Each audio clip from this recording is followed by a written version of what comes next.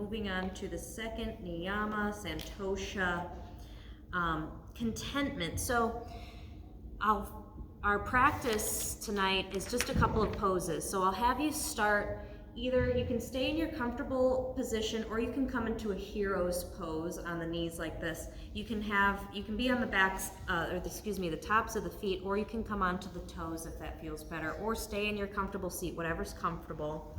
Hero's pose can kind of get to my ankles after a while, so feel free to take whatever's comfortable. And then we always take a mudra that kind of goes with our yama or niyama for the day. And today's mudra is Janana mudra, which is just basically the okay gesture. The index finger is underneath the thumb, so the thumbs come over the nail beds there. And we bring the back of the hands to the thighs, it's the side of the thighs or towards the top of your knees, whatever feels best. And we're sitting up tall and we've got our shoulders away from your ears. Feel free to soften your gaze to the floor or close your eyes.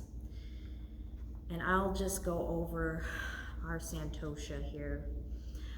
Contentment, acceptance or appreciation, moving away from the mentality that more is better.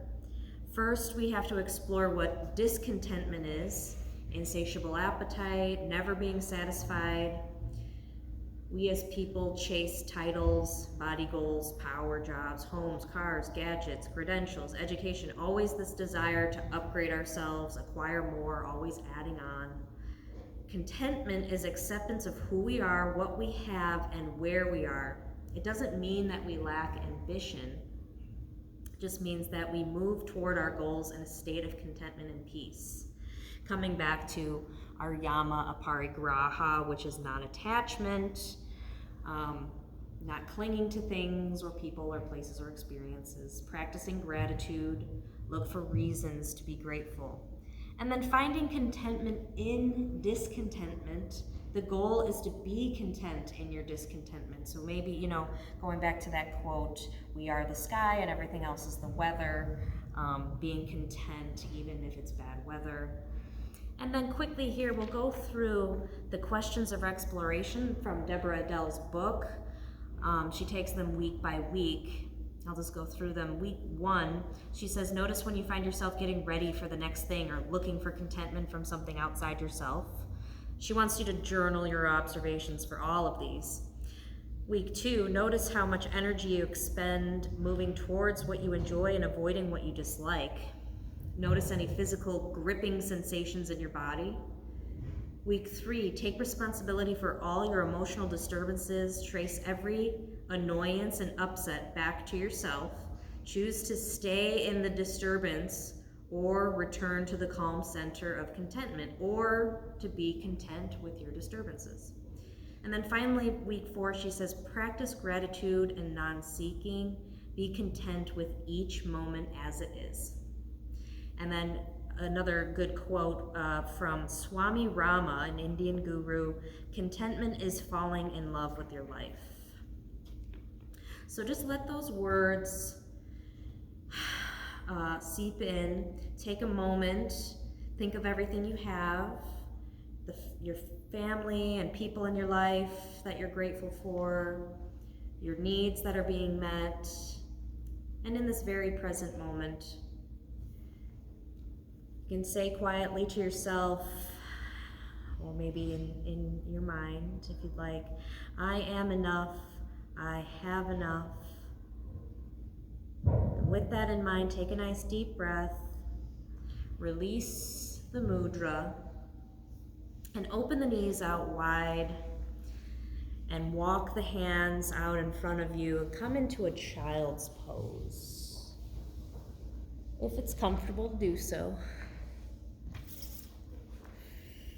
Take a couple breaths here, and we're going to cycle through a couple times here, rocking and rolling, shifting forward into a baby cobra, and then coming back to that child's pose. So take a nice deep breath in child, and then keeping the palms pressing into the mat, pull yourself up And then bend the elbows, lower the hips, lower the belly towards the mat. Lift the chest, take a breath in baby cobra.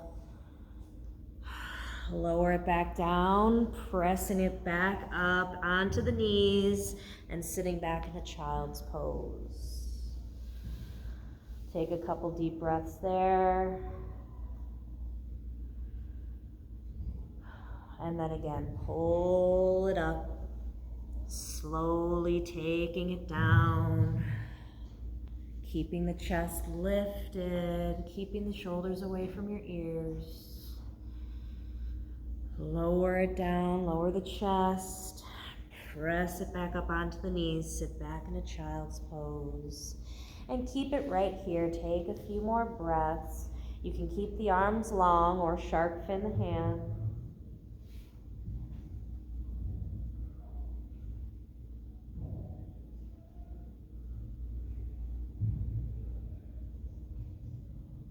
One more deep breath.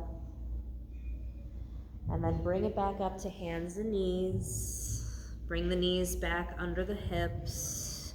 Walk the hands back in, sit yourself back. Thank you so much for sticking around for our Niyama tonight. I hope you enjoyed it. If you have any questions, let me know. Namaste, everyone.